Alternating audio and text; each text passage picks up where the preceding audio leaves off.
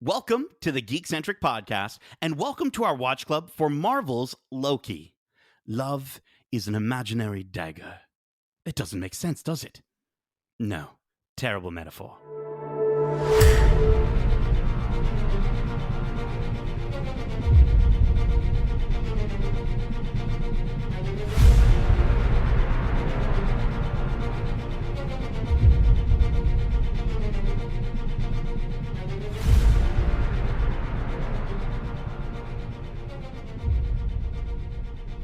What's up, time fugitives, and welcome to Watch Club. My name is Nate, and in this week's episode titled Lamentis, we see Loki learn more about the variant, all while screwing up her plans in a way that will forever alter both of their destinies. But first, if you're joining us for the first time, this is Watch Club, our weekly review series, kind of like a book club, but way better. Keep in mind, we will be going into full spoilers for this series and the MCU in general, so if you haven't watched this week's episode yet, be sure to do so, and then come right back in a snap.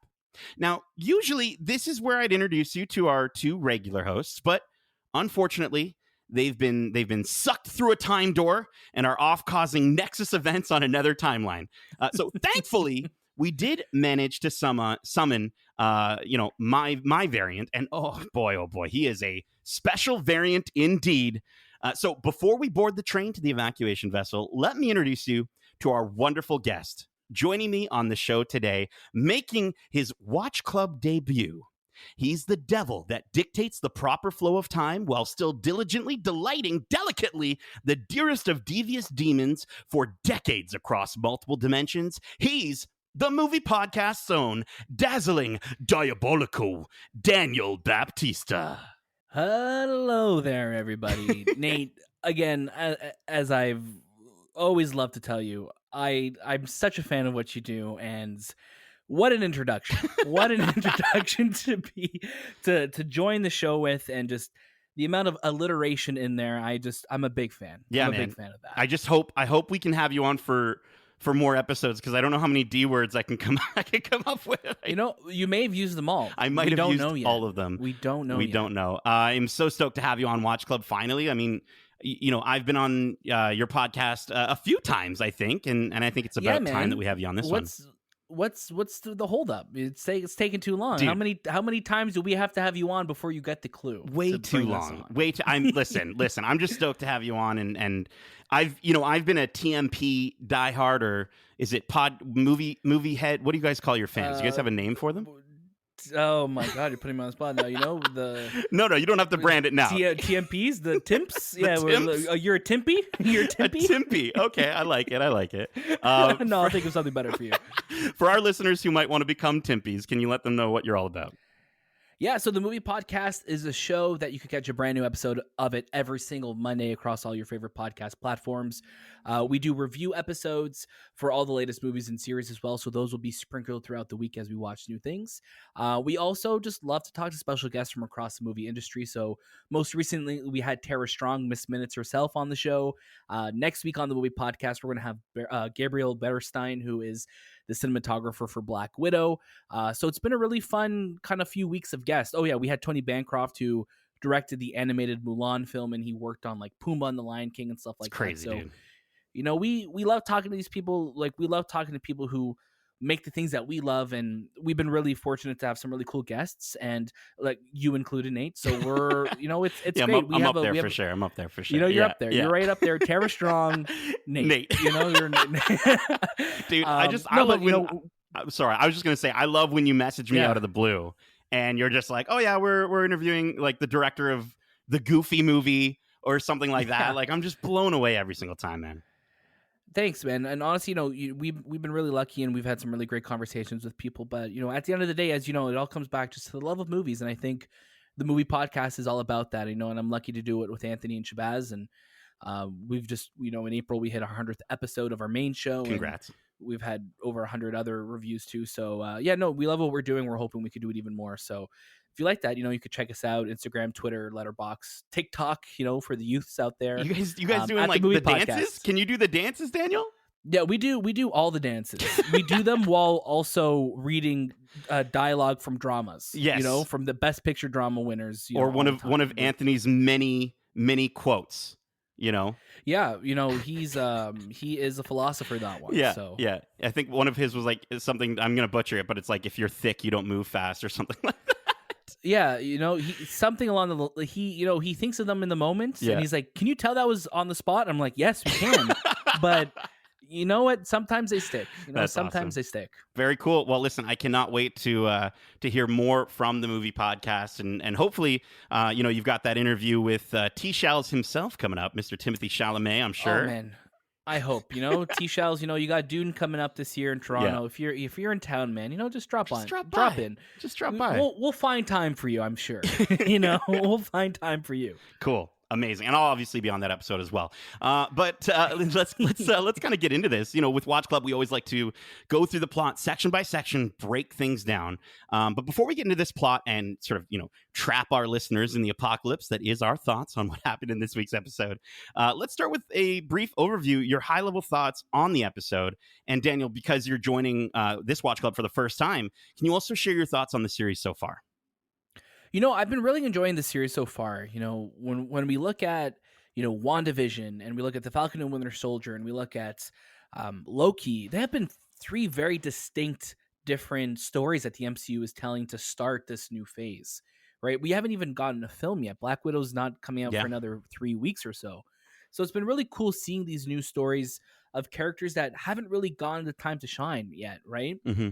And I think of Loki, who, we've gotten a lot of Loki throughout the Thor films and the first Avengers film, but now we're getting a really chance to dive into who this character is. Yeah. And, Loki is a charming character. He's witty, he's smart, he's cunning, and he's mischievous. And, we don't always need giant action set pieces for him to shine, because I think his character moments shine even brighter than that. So I've been really enjoying the series so far. And I think this episode especially, yes, it wasn't the most action-packed or quickly paced episode that we've gotten so far. Right. I did enjoy the character moments of the show between Loki and Loki's variant, which we'll get to the name of for sure. But I also just liked seeing them interact, and I liked seeing that. I think this episode's going to be very important in the next 3 episodes to come still. Yeah, no, 100%. And I think even as a series, I think this is more important, at least than Falcon and Winter Soldier. I know WandaVision obviously is going to play a big role, and I think Falcon and Winter Soldier for setting up our new Captain America with Sam, I think it absolutely was important in its own right. But in terms of how it actually is going to affect the MCU at large, I think this series, more than even those two, is going to really make a big difference. This week, though, for this episode, it was a bit mixed for me. I think, I enjoyed the episode a lot. It did slow down a little more than I wanted to. Definitely did. I like how it embraced the sort of weird parts of Marvel, and I want more of that from the series. I got vibes of like Doctor Who throughout the episode, as well as like The Mandalorian. And so even a bit of Snowpiercer, a little bit of Snowpiercer. Yeah, absolutely. A ton of like sort of winks and nods, if you will. And I was happy to get more backstory for again, the variant is what we're going to call her for now, but I just thought that the action was great when it was there. The humorous moments were great when they were there, but the pacing wasn't.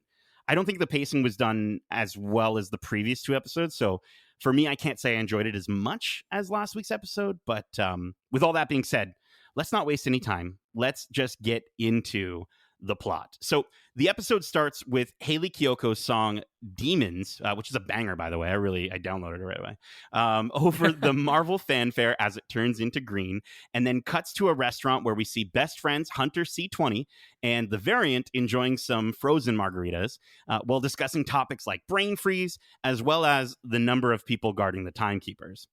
We then cut to see the variant standing over a passed-out C20, enchanting her to reveal the location of the gold elevators leading to the timekeepers. This makes her pretty happy until she looks over at the security monitors and is shocked to see Loki and the TVA have arrived. And then we cut to the title sequence. So, Daniel, I want to know, what did you think of this opening moment? And were you fooled just like C20 was, or did you know what was really going on? I love this moment. I think, I'm a sucker for any time the MCU places a different song over like the Marvel fanfare that goes on. We don't get it too often. We got it in Falcon and the Winter Soldier. with that slamming version of the marching band version of like so good. Man with a Plan. Yeah. Happened in Avengers Endgame, but I love that, and I love how like it gives a language to the show, and I also really like that this opening also I think sets the kind of stage for what's to come with this variant and what her powers are. Yeah. We know her to be a variant of Loki, but we're now also seeing that her powers are a little bit different than Loki's, and I think that it's setting the stage for that to come later on in the episode. In terms of did I believe what was going on, I definitely felt something was off here. Yeah. It definitely felt okay. There's something wrong here. Is this like it starts off, you're like, yes, it kind of looks like a flashback, but it also looks like a flashback that she shouldn't be part of. Right. So it definitely put me on like the back heels a little bit, kind of anticipating something to happen. I mean, I don't know. I was fooled for up until obviously when she asked the question, right, about the timekeepers. Right. But like, I don't know, man. I was totally fooled because like I was thinking, okay, they did have a relationship prior to this, and that's why she picked C20 specifically. But no, I was fooled just like she was, and but you know what? I did love kind of near the tail end of that sequence when you see her look over at the monitors and she sees Loki.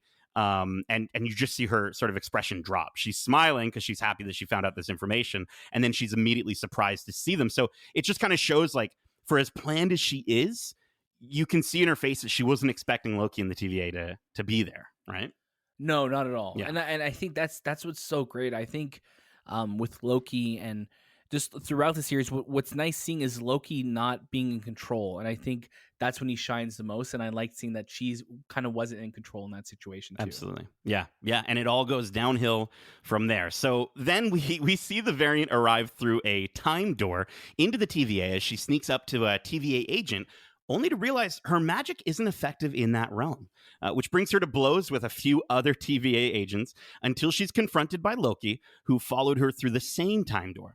Loki, with his signature blades in hand, attempts to reason with the variant yet again with no luck, and they continue fighting until they're both interrupted by Ravonna, who attempts to prune both of them, but misses as Loki brings both the variant and himself through another time door, and they land on their backs in a tent. Then, after a brief squabble in which they discover the temp pad is out of juice, they're interrupted one more time from a small meteorite landing between them. They run outside the tent only to realize they're on an inhabited moon called Lamentis 1, which, normally that would be fine, except for the fact that they're in the year 2077 during the destruction of the moon as a planet is about to collide into it, wiping out the entirety of its inhabitants. So no big deal. No big deal. No right? big deal. No big deal there. It's like just a massive planet is falling down on you. It's giving me visual. Man. Well, you know what? It reminded me so much of Endgame.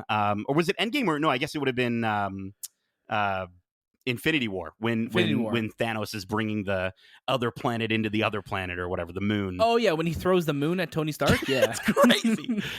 So I got a lot of feels from there. But what did you think of seeing? I guess kind of going back, the variant sort of fighting in her own style at the TVA. Yeah. And then what did you think of Lamentis 1? It was really cool. I love the set design and just like the art direction of the TVA. I love that 70s analog aesthetic. Yeah. So coming back here was great. But again, I'm a sucker for any time Loki flips his daggers like that. It's just so badass. Yeah.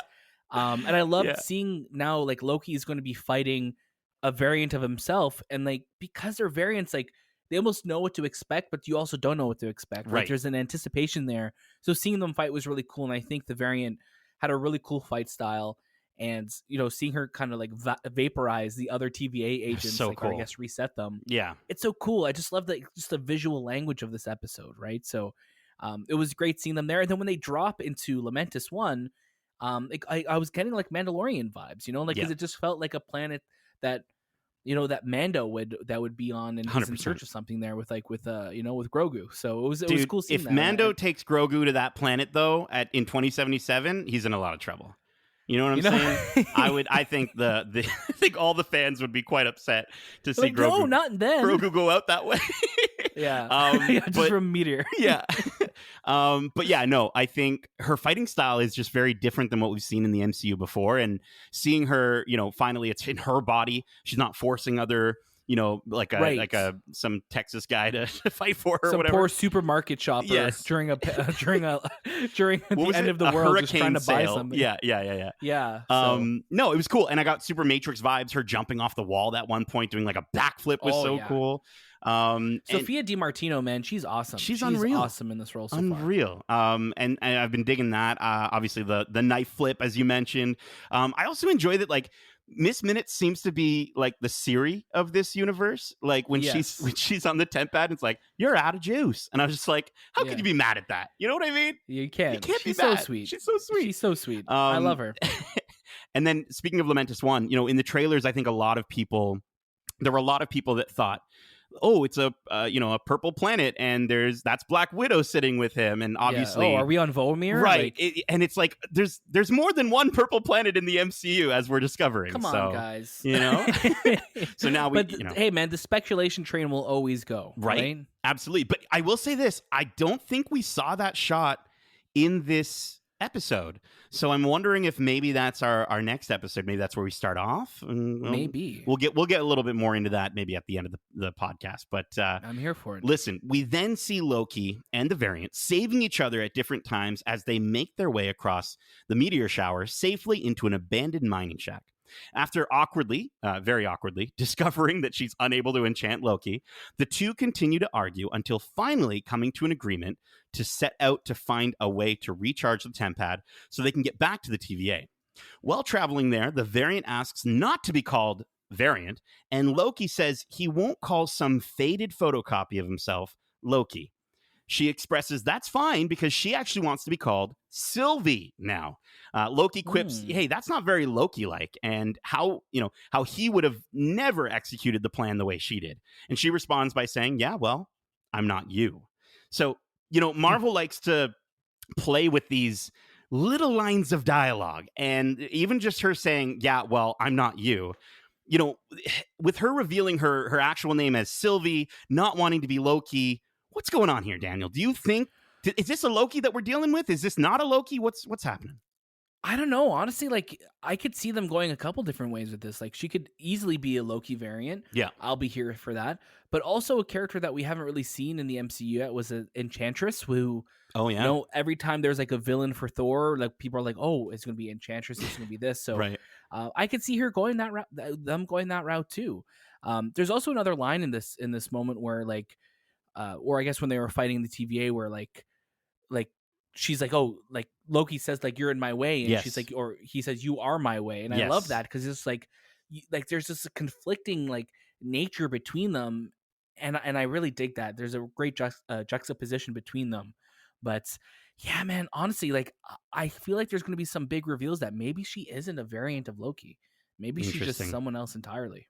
I mean, in the comics, where are you with it? Well, I was going to say, in the comics, there's a character named Sylvie Lushton, and who is the Enchantress, as you were pointing out. This seems to be a mix of both, though. You know what I mean? Like, maybe they're mixing those characters together. Yep. I don't know, man. But at the same time, like, it also seems too obvious. Like, with the whole, my other host will be laughing at this point if they're listening to this, but with the whole Mephisto thing happening in WandaVision and everyone being, oh, Mephisto, hey, and everyone big brained on their podcast being like, well, have you heard of Mephisto? Because it's probably Mephisto. And so, that's a great Eric Voss impersonation. There you go. That's my Eric Voss. Yeah. Buy the t-shirt. But yeah, no, I do think, it's very much like Marvel to pull the wool over our eyes. So maybe she's neither. But we'll have to wait and see. One thing I did really want to just call out that was probably my favorite line of the entire episode was just independence, authority, style. And he does like the collar pop as he says style. And I'm just like, love it. It's so Loki-like. Loki has such a swagger to him. I love it. He's the best. He's the best. After a few tricky attempts to get Loki to hand over the temp pad, Sylvie and Loki encounter a hut with someone inside. And after attempting both brute force and diplomacy/guile, they are both comedically blown away by a shock rifle wielding widow, say that 10 times fast, who informs them of the Ark. the evacuation vessel used to rescue this planet's population. Loki and Sylvie make their way to the train, where they see a large group of impoverished people begging to board, while the wealthy and high status inhabitants board with ease. Loki uses his power to disguise himself as an officer, bringing Sylvie on board as a prisoner. The two make it into a booth at the train's bar, and while trying not to fall asleep, they discuss Loki's mother and how Sylvie doesn't remember hers. They also discuss what love is, first with Sylvie saying love is hate, followed by her assessment that love is mischief. She also reveals that she's had an ongoing long-distance relationship with a postman. Sylvie mentions how the next task in their journey isn't going to be easy and that they should rest. And Loki tells Sylvie, listen, you rest your way, I'll rest mine. And he continues to just drink himself to drunkenness, which ends up being for a really wonderful moment. But we'll get to that. Some cool reveals here. Before I kind of get to my questions, we did get a reveal that Marvel is, it is in canon now that Loki is bisexual, and actually both him and Sylvie, I'm assuming, because he sort of says, and he's like, and you as well.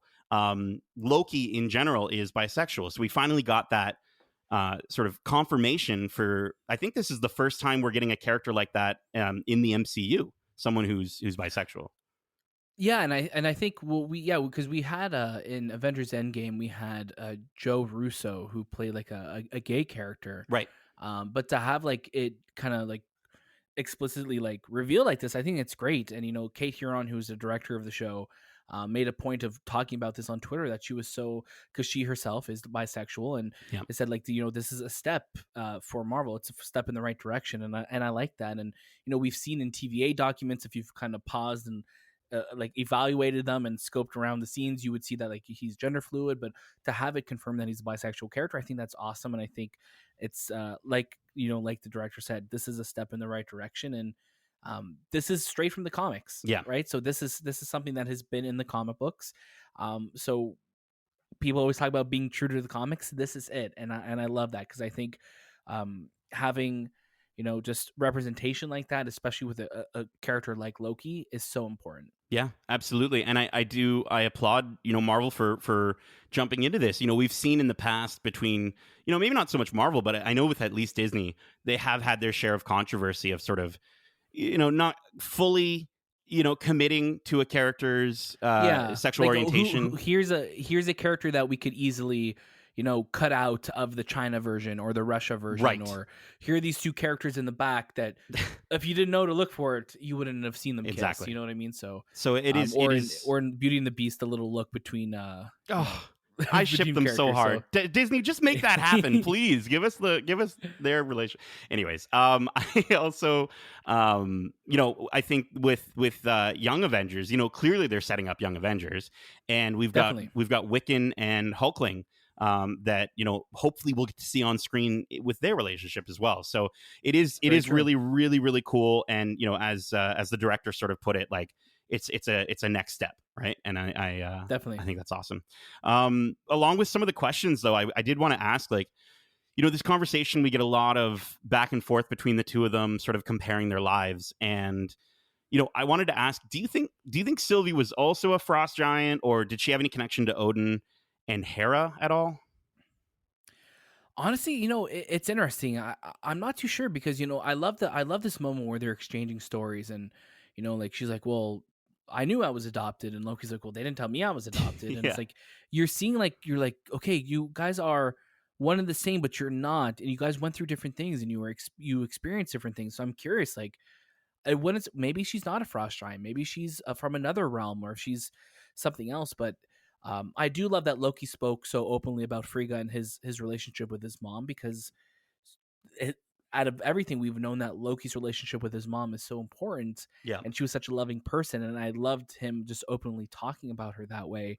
And like kind of what she taught him and everything. And basically told him, you could do whatever you want to do. You could be whatever you want to be. And like, that's the kind of encouragement you want from a parent, right? Yes, absolutely. So it was cool seeing that. But yeah, I think with her, maybe she, like, because she didn't really remember her mom that much, right? So maybe maybe that's kind of what set her down a different path. And I dig that, because like we don't know what she's gone through yet. Yeah. And I think it, to your point with them sort of bringing up the Frigga stuff, like it kind of helps to I would say almost make Thor 2 a better movie. You know what I mean? Like with so much between the two of them. Marvel's been doing that so often lately. With Endgame and Infinity War and Ragnarok, they're always finding ways to make the Dark World a better film, which is great. That's it. I'm always here for that. Absolutely. And the other thing I wanted to bring up as well was the postman that Sylvie's referencing. Now, here's the thing. Sylvie is jumping through different timelines. She's meeting different people, and I saw a video online that speculated that it was Stan Lee, and because Stan Lee, I think at one point in one of the movies plays a postman for UPS or something like that, and then his connection to the Watchers, like his or whatever. So maybe it was a reference to Stan Lee, but if they wanted to go a little further with it, hear me out here. There's another prominent postman who was also conveniently enchanted, but by a different witch, but in a very similar way, and that's Dennis from WandaVision. Do you think I'm crazy here? Is this what do you think? Is this another Mephisto speculation going on, or do you think there's a connection Nate, to Dennis? What are you drinking right now? Because I want some too. It's just some iced tea. No, honestly, man. Here's the thing. Yeah. Marvel can do what the world that Marvel has built. Yeah, they could do whatever they want, and it will be believable. Yeah. And I say that jokingly, but I also mean it to be true, because they've created such an incredible world of characters and realities that we're at a point now that any path they go down, they could find a way of tying it in and bringing it all together, and it will make sense, and it won't feel like cheesy or hokey or anything like that. So you know what? I'm on board for your Let's go. Let's prediction. get Dennis back. I am on your Dennis train. You know what I mean? In fact, I wouldn't mind if we got some of the other cast members from that show back into the MCU. I think I saw a quick post the other day, and I don't know the actors' names, unfortunately, but like the guy who what's his name? Is Ralph, I think, maybe? Or Ralph Boner? No, not Ralph Boner. Who was the guy that's Evan Peters? No, there was a guy that Vision. He was the first guy that he sort of like pressed into his mind, and he was like, oh no, Oh yeah, he was a great actor, right? Oh my goodness, Frick. He was. I'll tell you right now what his name was. Okay, cool. Asif Ali is his name. Asif Ali, yeah, and I've seen him on. And his name was Norm. Norm, there he is. I've seen him on TikTok. He was also in Mando. Yes, that's what I was referring to. So there's a picture online of both Casey from this series and Norm from WandaVision. They were both in The Mandalorian in the same episode. So I'm just like, might as well keep them around. Confirmed. You know what I mean? I like it. I right, like the way you think, Nate. I've always told you that. I like the way you think. Let's bring them back. Maybe give them their own show. As massive pieces of the planet continue to plummet into the surface of the moon, we cut back to see Sylvie wake up only to hear Loki singing in as Guardian, I think, and partying it up with all the other passengers on board. Sylvie notices one of the passengers leaving and tells Loki he needs to be more careful. He says she's too paranoid and tries to share a metaphor for love, failing quite spectacularly at it, involving an imaginary dagger. The train's guards request to see Loki's tickets, and after accidentally conjuring up some fireworks, the two engage in a brawl, resulting in Loki getting thrown off the train and Sylvie jumping off after him. At this point, Sylvie has had enough and demands Loki give her the tempad, but when he reaches for it, it's no longer functional. In fact, it's broken into a bunch of pieces. She says he's not a serious man, and then she screams, and then she walks away from him. He sits down next to her, and he asks her, like, did it help, the scream? And she's like, it did. You should try it. Right? And then he convinces her to help him hijack the Ark and get off the moon safely, which is something that has never happened yet. They are both on their way into town. Sylvie informs Loki how enchantment works, all while revealing, and this was the big kind of pop for the episode, at least for me, that all the people at the TVA are variants, which just shocked me. It shocked Loki, and he quickly is to mention, he's like, well, they don't know that. And you can sort of see in his eyes and in his tone, I think that you see how much he cares for Mobius in that moment. Like, oh I my think so, gosh, for Mobius, sure. like I need to tell him. So, I got to ask you, what's going on? What are these TVA agents really? Are they all people from Earth? Is Mobius is he secretly like a competitive jet ski champion, or maybe Casey is like a fish salesman because he doesn't know what Maybe. fish are? I don't know. Do you have any theories on who these people actually are? Man, it's really interesting. I'm just curious, like, if these are just normal human beings just from different places in the world. I'm just like, how do they end up there, right? And that's a Right. big question. I think the way this was revealed too is a little underhanded because it wasn't painted as this giant reveal. It was just like something that Sylvie said in passing. Yeah. And Loki was just like, hold on a second. That's It's I big. think going to be a really big repercussion going forward in the rest of the show. Yeah. Especially with episodes 4, 5, 6. This is going to be a major factor of what's going to dictate where the show's going to go from here. For sure. And it also kind of provides a little bit more context for what's actually happening when they prune someone. Right? Like we thought they just disappeared like Thanos style, but they seem to be being like reset or something, maybe. Like maybe they're constantly just resetting these sort of drones, if you will. And it helps to keep them in line. Yeah, it could very well just be like they're being reset to their timeline, and if they can't go back to their timeline, then they're going to be reset and they're going to become TVA agents. Yeah. Right? And their memories are going to be changed to suit the will of whatever the Time Lords are going to. Oh my gosh. The space lizards. The space lizards. All right. Well, listen, let's get to the last section of the plot for this episode. The two make it into town with Sylvie asking Loki if they trust each other. He responds by saying, "We do, and you can." To which she responds with, "Good, because this is gonna suck." After fighting their way through falling debris, both from the planet overhead and the buildings collapsing around them, they manage to fight off some more guards. Loki, at one point, stops a tall structure from collapsing, almost reversing it back into place until they use the force. He used the force, maybe, yeah. And then they finally get to the base of the arc. Unfortunately, it's too late as they witness a giant piece of moon or planet crash through the arc, destroying both it and any chance they have to escape. The camera closes in on a hopeless Loki as disappointed Sylvie walks away. And that's the end of the episode. So I got to ask you, Daniel, what did you think of this final sequence? It was sort of done as like a one shot. What did you think of everything that was going on, the visuals, these final moments? What a beautiful moment this was. Obviously, like with an episode that was a little bit lighter on the action, this really was such a beautiful sequence. This one shot take, beautifully directed by Kate Huron. It was awesome just seeing them in this kind of like neon world that kind of gave me like Madripoor vibes or like Sakaar vibes. Oh yeah. It was just really cool seeing them just kind of navigate through there and kind of fight their way through there, ultimately getting to that arc at the end and to see it explode, right? Yeah. So what an ending, what a cliffhanger of an ending. That should be illegal. It should not be allowed. But again, I think what's going to make this episode feel even better is when we kind of pick up next week, and hopefully it's going to kind of jump off right from here, and kind of let us know what's going on, because there's still, I feel like, so much more of the show we haven't seen yet, and like from the trailers, and that's what's really exciting for me to see what's going to come next. And for this to be the kind of like the official like halfway point of the show, halfway through, I'm so in. I'm just really enjoying these characters and them playing off each other, and seeing Loki and Sylvie fight like that, and Sylvie's kind of using her I guess her antlers to fight. It's cool. Like it's just so badass seeing that. And like I said, like seeing Loki fight anytime he gets the chance to fight is really cool, because he just has a different way of going at it. He's not just like punches and kicks like we see a lot in the MCU. He's just there's like this style to it. It's awesome. Yeah, it's almost like he's playing chess while fighting. You know what I mean? Like every move he makes is super calculated. You can see that, right?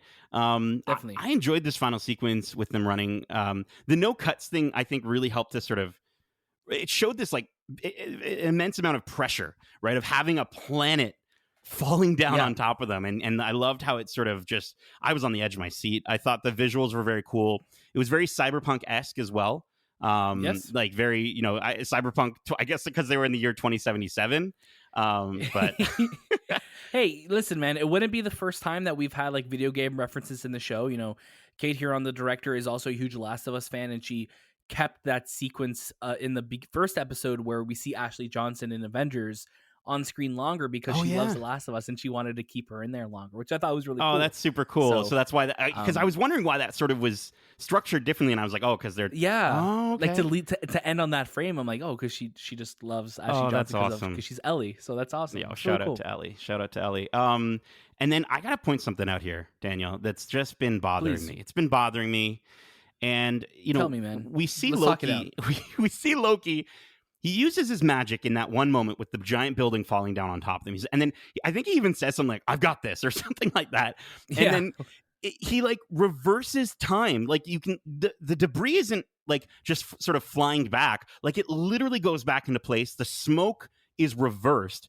So here's a little theory, and part of this is something that my one of my other hosts, Kevin, sort of brought up for me. A big chunk of it. I think that when Sylvie tried to enchant him, I think he enchanted her. Because because Kevin was saying that he didn't like a lot of the episode because a lot of it felt out of place for Loki, because Loki was kind of, he's in the bar, he's being very loose with the whole thing, he doesn't really seem to care as much. And so I'm thinking, did he get super drunk and then start to show his hand that he's actually enchanting her? And then here's the kicker: in the first episode, you see him open the drawer, right? Casey's drawer with all the time stones, and that's already a mind-bending moment. But he picks up the green stone, and that's the time stone. The time stone. And we've seen him do the sleight of hand thing many times on the show.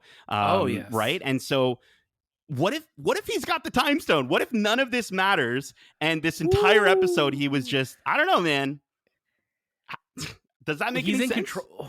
It does make a lot of sense, and Loki, like you said, he's the god of mischief, man. Like he is the master of misdirection. Yeah. And I think that would fit right in his, like, this whole episode could have just been him trying to learn more, right? Because he knows he has the upper hand. I'm here for it. I am in support of your theory of this. I dig that, and it could very well happen. Like, I'm just saying, man, the next episode starts, they're both sitting on what we all thought was Vormir, and and then he just like turns to her, and then just like everything starts like flowing. You see the meteorites going out of the ground back up into the sky. The planet starts. Dig it. Dude, I'm just saying, man. I went to a much darker place and just like, okay, we're back on Vormir. I'm like, is he just gonna watch Widow fall? Like, what do you want, man? No, not that like, far. Oh, watch this, have some popcorn, watch this. I'm like, man, Nate, that's dark, bro. That would also be pretty dope as well. I wouldn't mind seeing that. But listen, I think it's about time that we get to our final rating. So what I'd love is your final thoughts on this episode, as well as your final score. We like to give a score here on Watch Club, which we'll actually be ranking on a scale of 1 to 5 imaginary daggers of love. So let's start with yourself.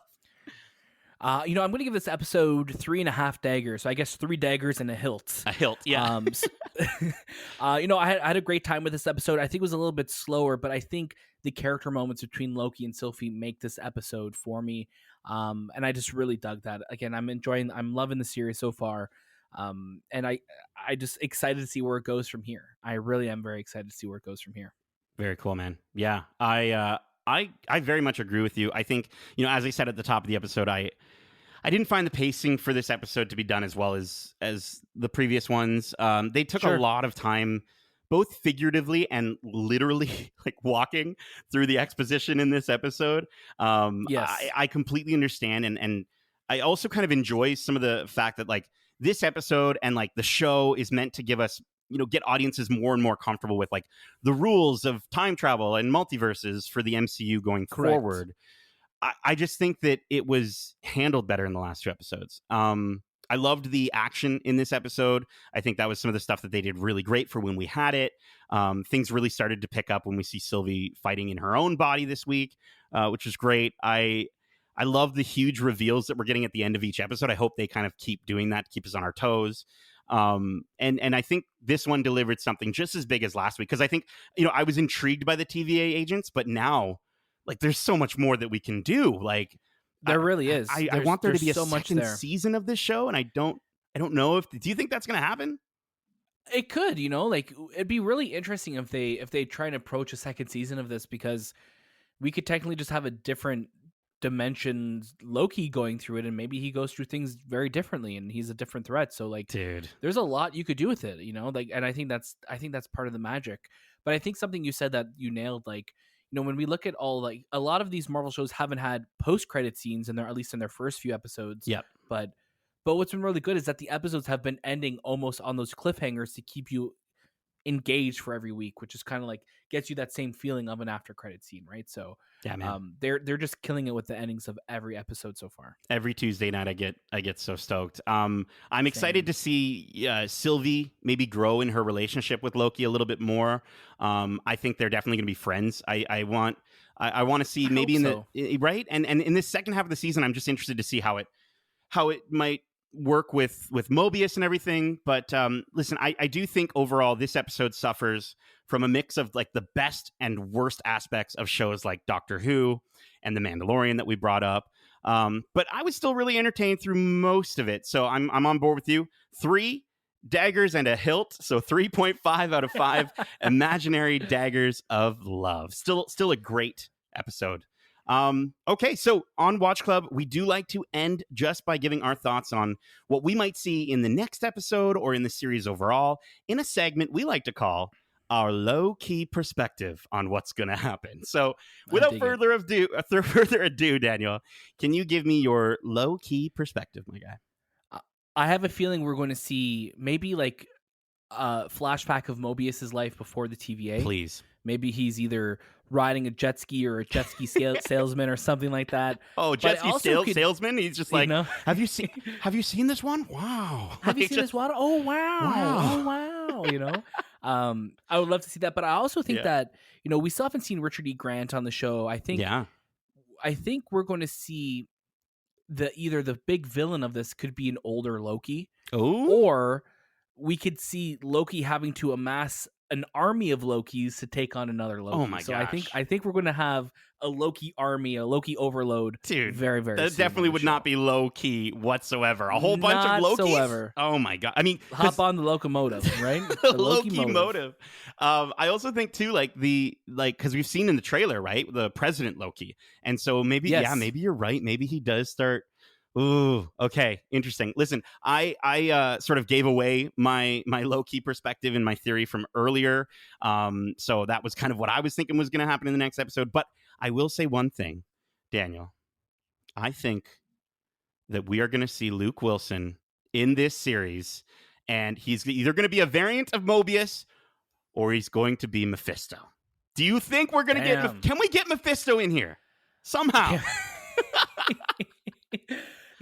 Nate, just for you, I'm going to say yes, man. Like we need to have Mephisto showing up somewhere, please, and it's going to happen. I mean, we got the nightmare reveal earlier. Remember, when he's like, we got the devil in the stained glass window. Stained glass window. I'm just saying, it's possible, man. Anything's possible. We're leading towards a multiverse of madness. We gotta get Mephisto at some point, right? It will be madness. If he's not in it, then I will be madness. Anyways, that made no sense.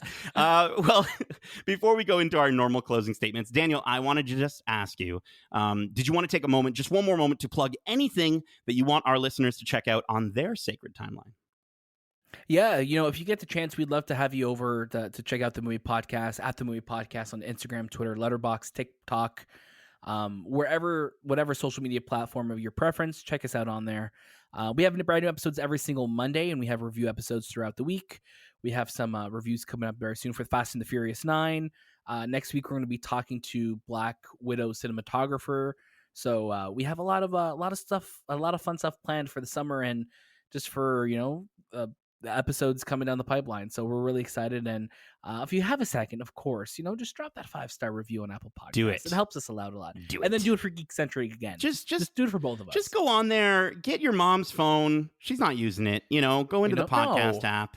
5-star everything. Just 5-star all of us. Just sprinkle a little 5 stars in your life. It's great. Very cool. Well, listen, I can't wait to listen to all that movie podcast goodness. And we'll make sure to have all the links to everything you just mentioned in the show notes below for this episode. So please, everyone, go check that out. Go support these guys. I honestly, if you enjoy not just movies as a movie fan, but even just kind of coming at it from a very, like, all three of you have such a good knowledge on the movie industry at large. And I think that's something that I'm more of a casual fan. So I really enjoy hearing, when you guys start going into some of the more in-depth things with the movie industry that I'm just like blown away by. So I super, Oh, that's very I love kind it. of I you. love it. Thank you. Yeah, man. Thank you so much. Yeah, no, we have a great time. I'm lucky to do it with Shay and Anthony, and of course having you on a special guest as well too. So Dude, we love it. And we are gonna, if you're gonna hear more of my voice for sure, and more of all their wonderful voices, we gotta have. You know what? If I can convince Anthony to spend an hour with us talking about a show, I don't know if it'll happen, but we'll see. We'll see. I mean, we have to convince him to do an hour with us a week. Yeah. So that's already too much. All right. Well, maybe I'll just join him on your podcast then. But listen, we hope you enjoyed this week's planet destroying episode of Watch Club. And if you did, make sure to subscribe to us wherever you like to listen to podcasts, if you haven't already. And if you want to write into the show with your thoughts on this episode or your predictions for the series, well, you don't have to travel to an apocalypse, pretend to be a widower's husband, and then get in a bar fight leading to the destruction of the entire planet around you. Instead, you can just reach us at wearegeekcentric@gmail.com. That's wearegeekcentric@gmail.com. Little pregnant pause. So, people look down at their phones or whatever. Dude, I got scared. Yeah. I was just like, oh my God, what's happening? Did he freeze? Oh no. Listen, and just so if you don't know as well, we do have our more than just Watch Club. We also have our regular episodes of the Geekcentric podcast, with our latest episode out very soon, where we share our thoughts on Spielberg making Netflix movies. Daniel, Spielberg, what's he doing? Hypocrite. He's a hypocrite. Absolutely. We should, or maybe he's just a variant. Maybe, you know what, Nate? We can't believe him. I It's like all of Loki. your theories It's today, Loki.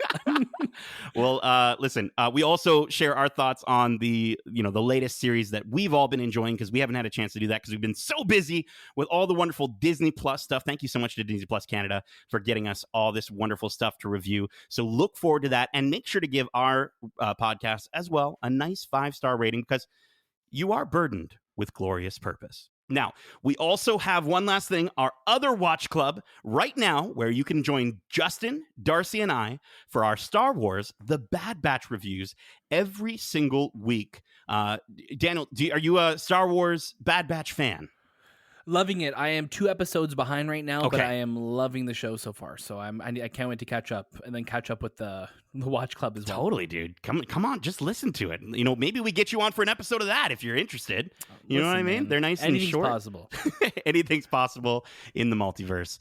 Daniel, thank you so much for joining me for today's apocalyptic Watch Club. And as we say, For all time, always.